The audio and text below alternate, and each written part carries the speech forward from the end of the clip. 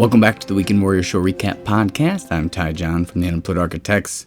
Got a lot of shows to talk about this week, so just doing a solo again. Excited about some of these. I had some good things happen, some not so great things happen, but that's just, I guess, life in general. But first thing, kind of a disclaimer, I released a song on Spotify, so I got to get into this little Spotify hiccup I've had, and been pretty frustrating. I don't know that it's anybody else's fault but my own, really, but I don't know. So this is what happened. I released a song called Wings. It's my newest single, and I'm excited about it. It was supposed to come out kind of before Christmas, and it's out right now. I mean, you can go stream it, but I'm going to kind of get to all that stuff in a little bit. But released it, and I pulled it up on my Spotify, and I listened the first night it came out, and I was like excited, and it was kind of butchered.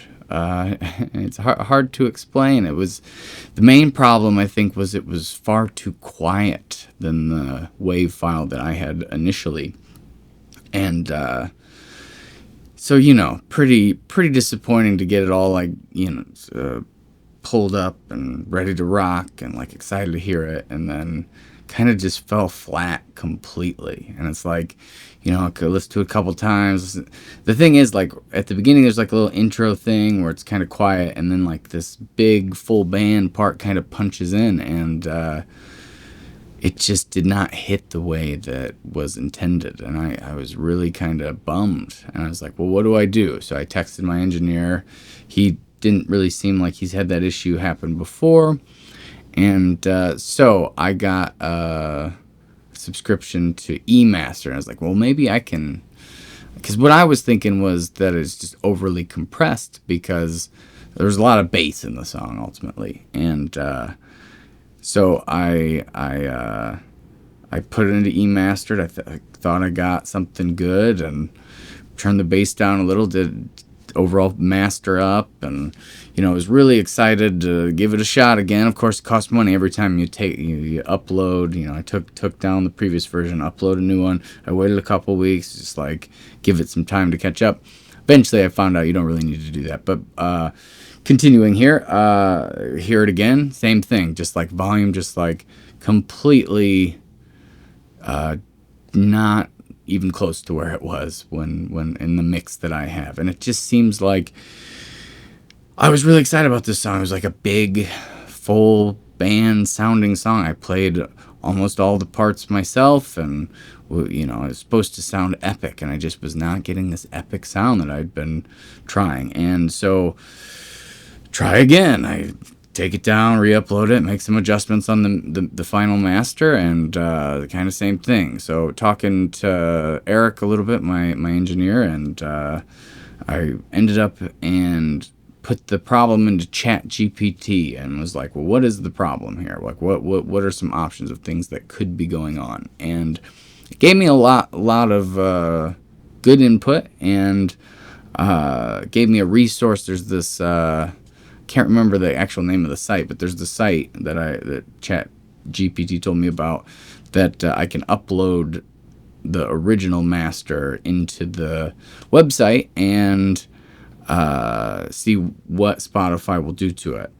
Also, while I'm doing this, I'm realizing that I have settings on Spotify that I should not have, which I don't know. I probably set them this way at one point thinking it was the right move, but there's this normalize audio setting, which tries to make, the louder songs quieter, the quieter songs louder, so that when you're listening, it's kind of this flat. It isn't, you're not getting your ears murdered and then have to turn it up. And so turn that off, and I noticed that some of my settings weren't set to the highest quality version of the song. So I did all this thinking maybe that would be the problem, which, is kind of nuts to think about, that most people don't really probably pay. I mean, I wasn't even paying that much. I'm newer to Spotify, but I wasn't paying as much attention to the settings as I didn't know there were so many controls and all that. So I got all that stuff off of it. I had a new one release, and it's still kind of the same thing. I mean, it was like, just couldn't quite get it. So the resource that ChatGPT had given me, I uploaded it into the website, and it said it was going to decrease the volume by 4.7 decibels, which I'm not a sound engineer. I don't really know what that means exactly. You know, I do know that it does mean it's quieter, and it was reducing the volume. And it just, like, I kept listening to songs I like a lot, and then how they would transition to which is what I do a lot, honestly, to test and see if the stuff's kind of where it needs to be. Until it gets up on Spotify, though, it's kind of, crapshoot, because you're comparing a Spotify recording to a, WAV file that's a master. And, those things aren't the same. So you're trying to gauge it based on that, but, you're kind of thinking in the back of your head, like, it's going to probably decrease the volume a little bit. It's not going to sound as clean because WAV file is super big file. It takes a lot of memory, a lot of storage, and I think mine was around 40 some gigabytes or something. Not gigabytes, megabytes maybe. Anyway, so I still not quite getting it. I told the engineer about it. I did do one last mix to see if maybe I could crack it, and I think it's better. I mean, I didn't turn the volume up. I just turned the bass down. I kind of E-Mastered had the stereo spread thing, which I thought I would give it a shot. Maybe it would spread out the sound a little bit more across the panning of the speakers, and it sounds pretty good. I mean, it's still missing like maybe a decibel or two or something, but it punches in better, and comparatively to a lot of that stuff, it just blows my mind that, like, it's so varied. It's like if you have one certain setting on your Spotify, it kind of changes every song a little bit, and might be good for some, might be bad for others. And it's like, you judge, at least I judge the song right away when I hear it. And then the reason it didn't pop quite right is because, or pop with me or jive with me, is because it, I had that setting on maybe. So maybe I would have liked some songs that I maybe hit the next on that I wouldn't have, I would have stuck around longer if they had a little bit better of volume or cleaner, or, and it wasn't set on high quality, like at all times, which is, I want to listen to the highest quality music I can. So I changed that even when I'm not on Wi-Fi and stuff. And it's interesting going back and listening to some of the songs, because I'm judging their volumes and stuff and their masters, and I kind of have a new look at some of these songs. I thought maybe some of these were a little bit more lo-fi, and then you hear the high quality unnormalized version. You're like, oh, this actually sounds really, really, it's really, really mixed well. I thought there was this one band I was listening to. I'll look them up here so I can give them some credit, because I've been really liking their stuff.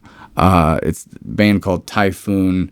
The album is called Sympathetic Magic, and I was thinking it was kind of a lo-fi album almost, and then I got these settings turned off, and it like totally changed the experience in a good way. I enjoyed it I got to enjoy it kind of a different way. So anyway, kind of a mess ultimately. Not the standard release plan that I usually have, and pretty frustrating on that front.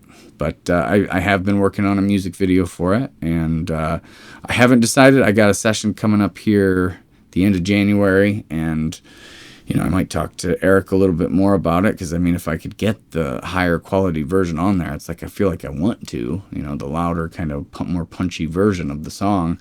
Again, it's pretty good now. It's not as bad. It is up on Spotify. Anybody can stream it if they want to check it out. I'm still pretty proud of the song.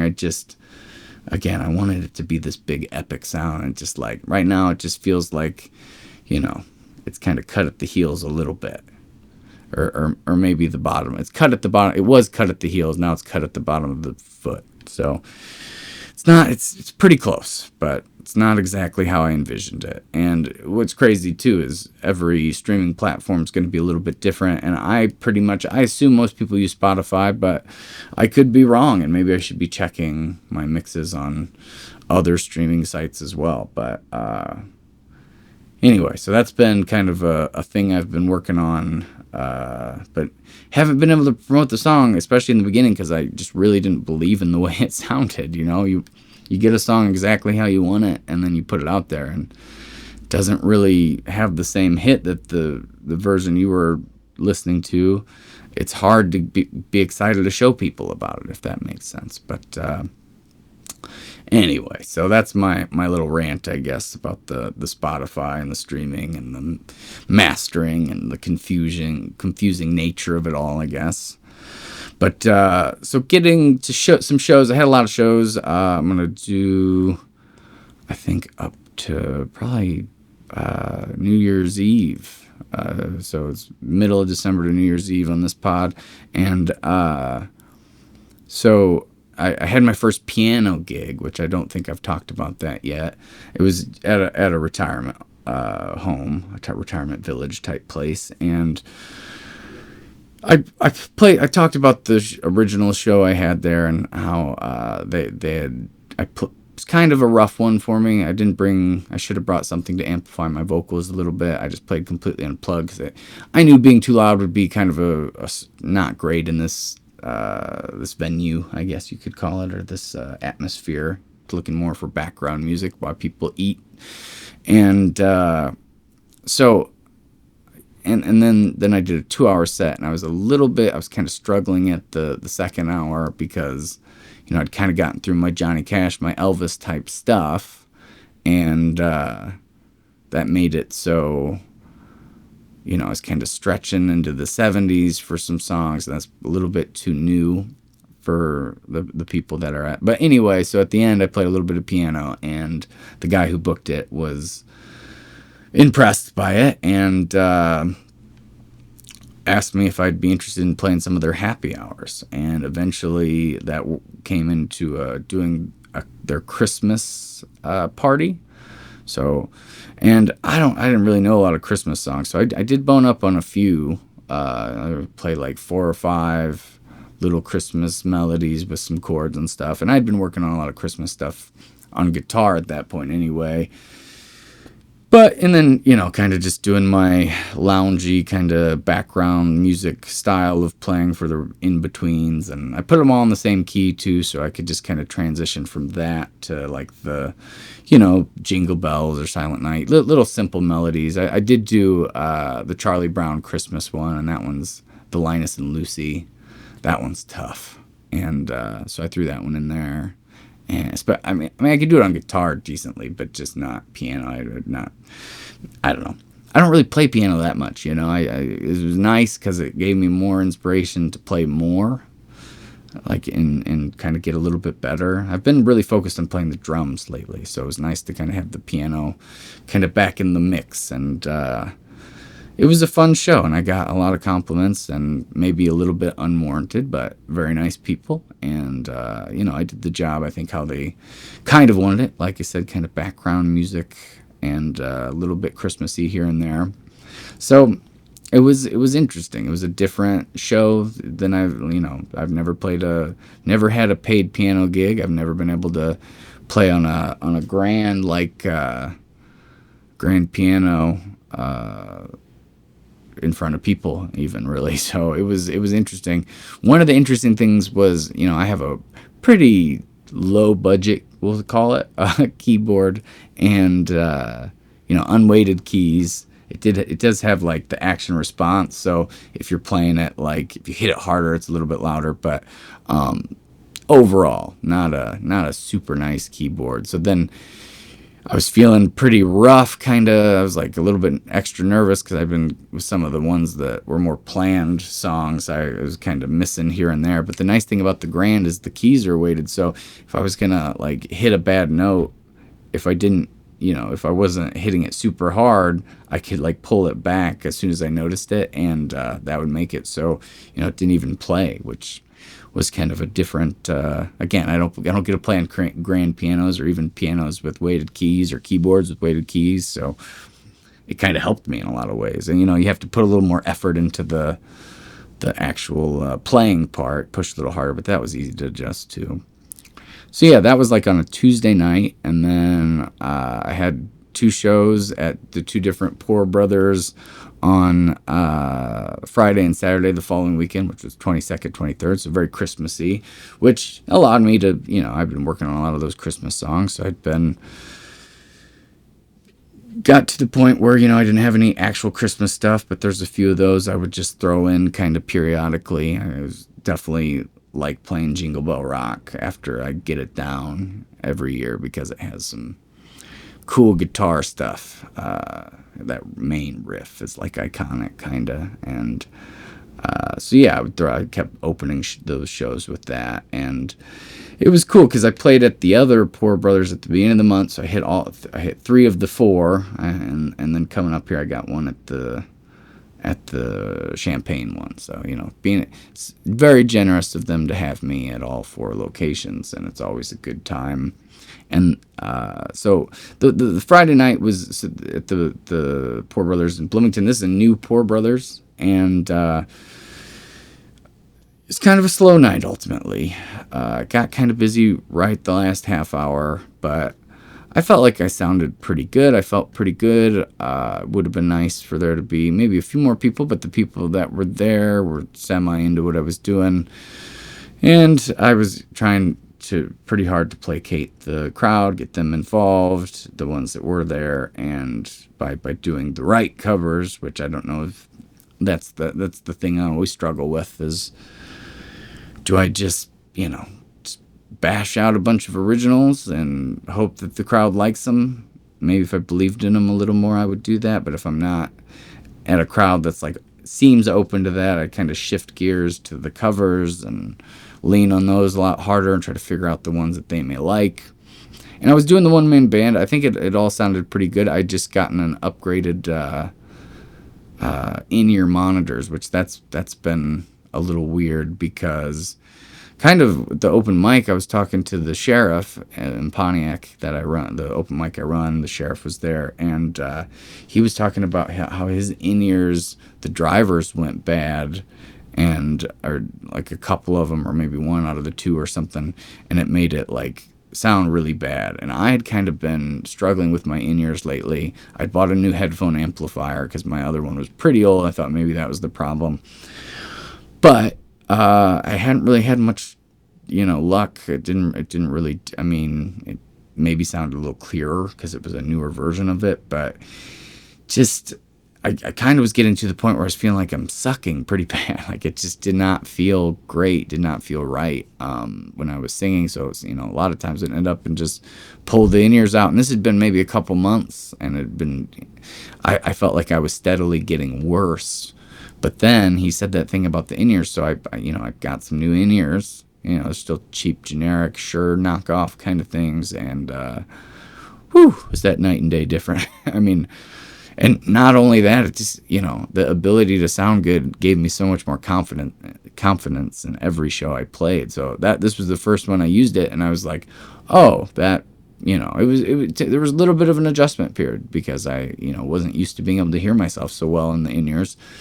And so I just ended up and kind of took it slow, but I got to a point where I was very comfortable. I was like, that's maybe the best I've ever sounded at a Poor Brothers was that night, even though it wasn't, huge turnout or anything, but it still made me pretty happy, made me feel pretty good. And there were some people that were there and they seemed to enjoy it. There was another musician there that he kind of does a similar thing, so it was kind of nice chatting with him after. And so it wasn't the most amazing show, but it felt really good for me. It felt like, oh, maybe I'm not the most terrible musician ever, who ever lived. And it's just so funny that something so small can. I watched the videos back on a lot of those other shows, and they didn't sound terrible. I'm not saying that. Like, they just weren't 100. They never even approached 100% of what I'm shooting for. And they were shooting for 90%, and I would get to 80, 85 maybe. But of course, I'm being a little too technical because I have no idea what my actual grading system is. But anyway, so that changed my overall vibe, and maybe as a person completely, because I'm starting to feel like, oh, I get it now. I sounded better, I feel better. And then the next night, I got to play at the Poor Brothers in Peoria, which they have a whole new stage. They have a big setup, and yeah, so they had sound guys, which, is a little uncomfortable for me, but I'm like, I got the in-ears now, so, it's going to be fine. Ultimately, I'll at least be able to hear what I sound like, and I can kind of trust them to make me sound good out front. Had the way I was running my kick drum has been for a long time, has been just a mic and a bass amp with a converter cable, XLR to 1/4 inch, and apparently that went out on me that night, and it was pretty frustrating because it was hard to isolate what the problem was. But we finally, me and the sound guys, kind of figured it out eventually. And so they just mic'd it up normal, but then kind of an interesting thing, I put my bass through the bass amp, and they used the line out on the back, the XLR out, and I don't think I've ever heard my bass pedal sound that good. Like, it sounded like an actual bass. It was pretty neat.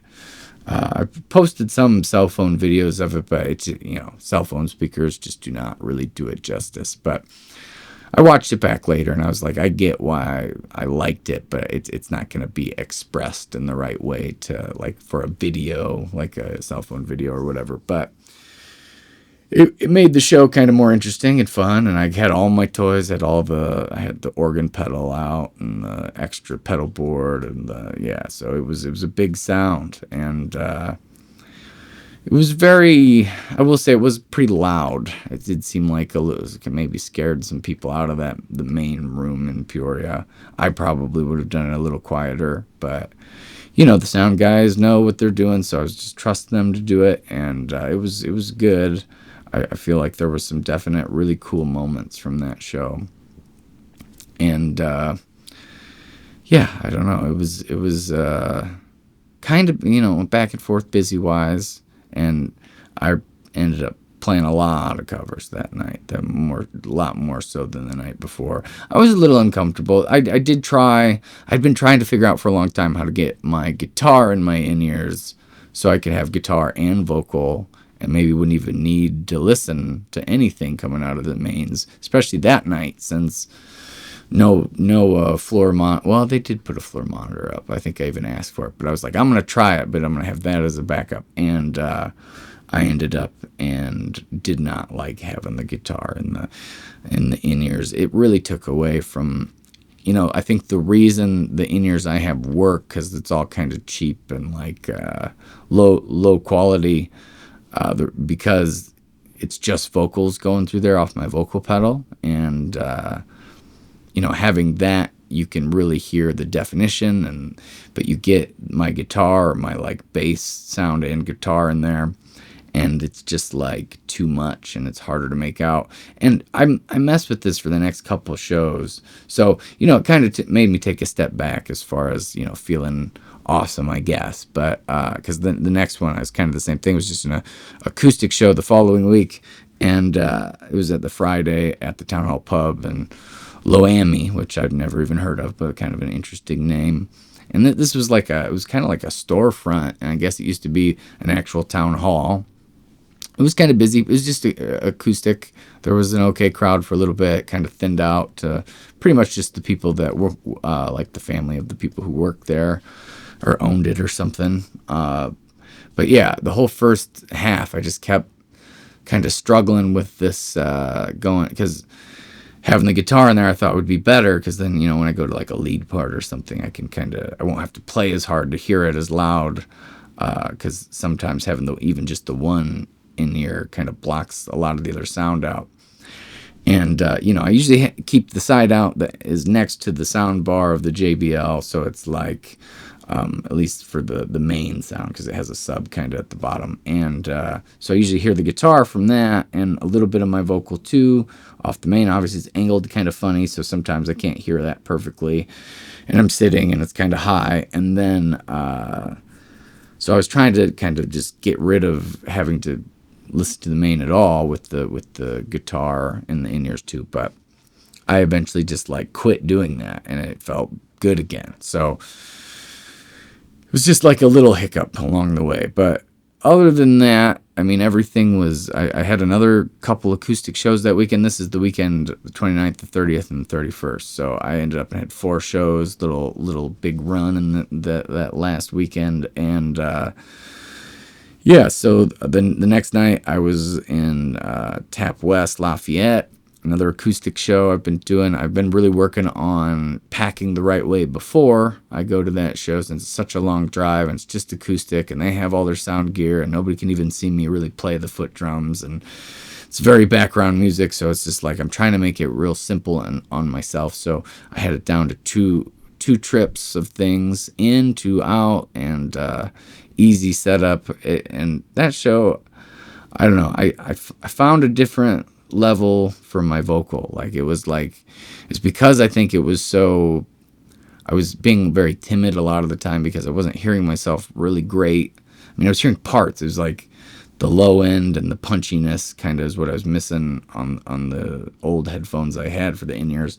But I felt really confident that night. Ended up, it was pretty slow. I mean, the school wasn't back in session, so I just played a lot of originals and a lot of like rock songs, and it just felt really solid. So it made me kind of excited for the next show, which was a new spot in Decatur called GK9 Wine and Spirits.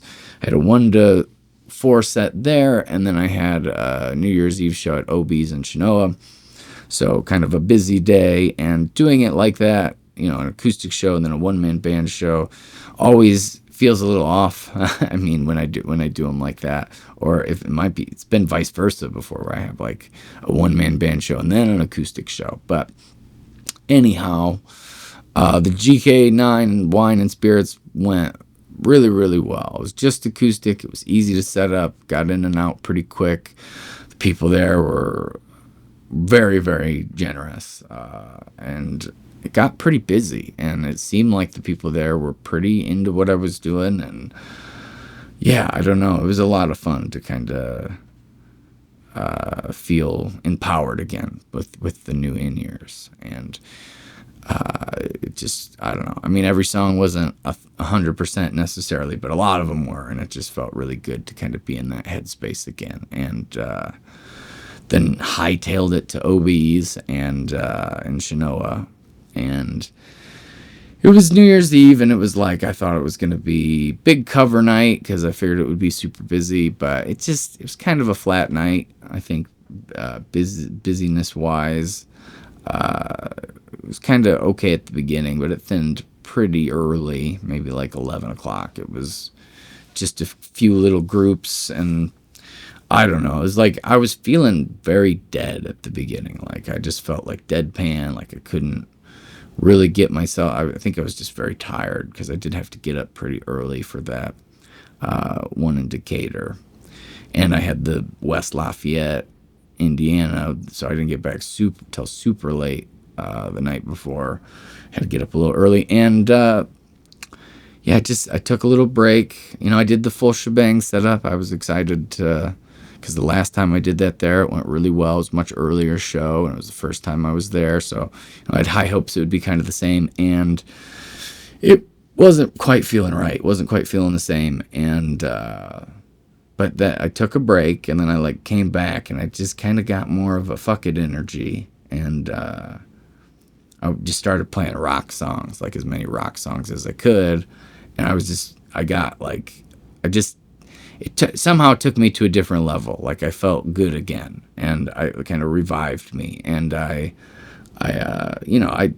don't think the people there were super, but after that break, they were maybe their attention was waning, but I felt really solid, and I had a lot of fun playing a lot of those like rocks, like the Black Keys and Kings of Leon, and What's the Mr. Brightside band? Why can't I remember anything? um,